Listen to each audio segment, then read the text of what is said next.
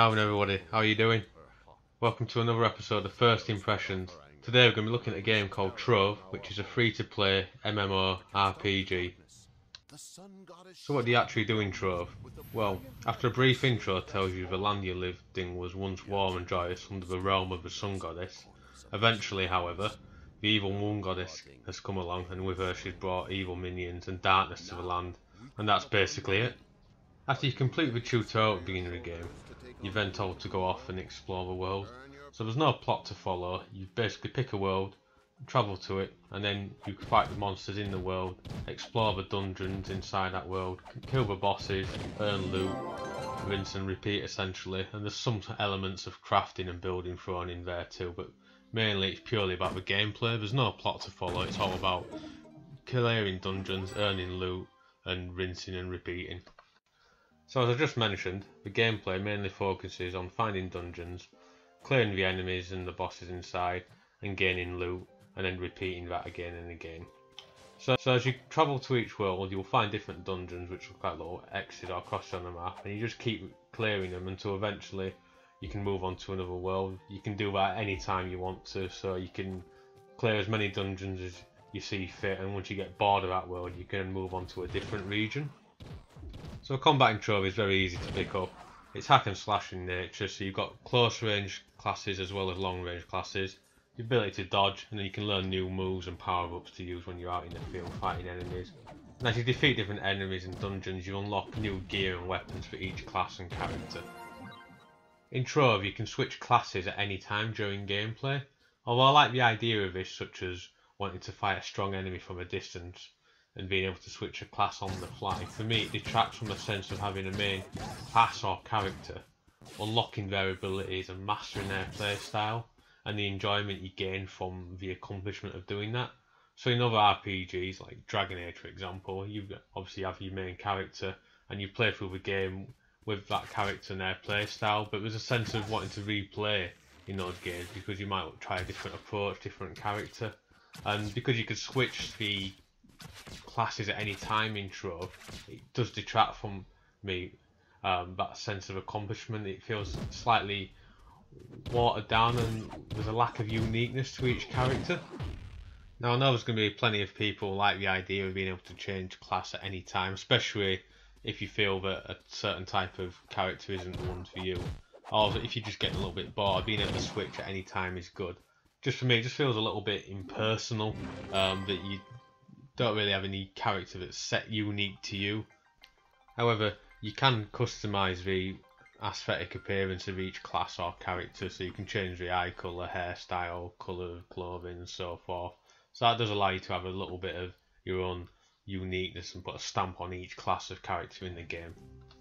One of the things I do like about traversing Trove's world is, as well as just going around on foot and running around encountering enemies, other players, you can actually travel around on mounts, so horses, other mythical creatures. You can ride around on these creatures into battle or into dungeons, but also when you complete a dungeon or you're just tired of walking around in the world, you can teleport back to your main hub at any point. So Trove does give you that option, so you're not having to constantly move around on floor, which takes away a little bit of tedium, especially if you've travelled quite a long distance or you've been riding around for a long time. You can just walk straight back to the entrance of that world, and that way you're not having to go back and forth all the time on foot.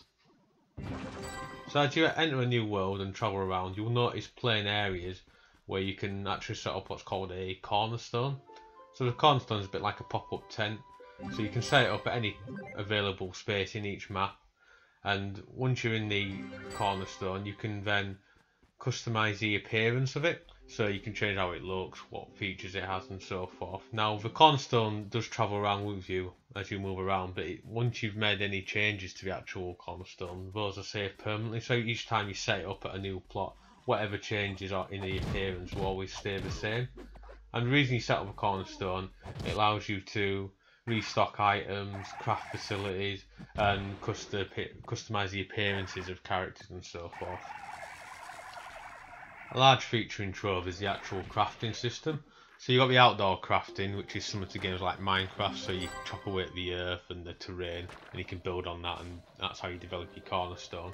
But also you can find recipes in dungeons by defeating bosses, and you take those back and those recipes will allow you to craft other items to build with or to actually use in game. I do enjoy the graphics in Trove. It's very bright and colourful and certainly striking and eye-catching for me. You've got the 8-bit block designs used on the characters and world fused with a 3D model, so it reminds me of games like 3D Dot Heroes, Terraria, and certainly obviously Minecraft, but I suppose that's more for the building elements as well. Overall, to sum it up, I'd say Trove is easy to play. It's very colourful and bright, and it does create a good sense of nostalgia and reminds me of games played on the older gaming systems such as the Master System, Mega Drive, SNES era. There's a large number of classes you can choose from. I would have preferred having maybe less classes but with a larger number of skills each to use, so you can feel like each character is your own more than anything.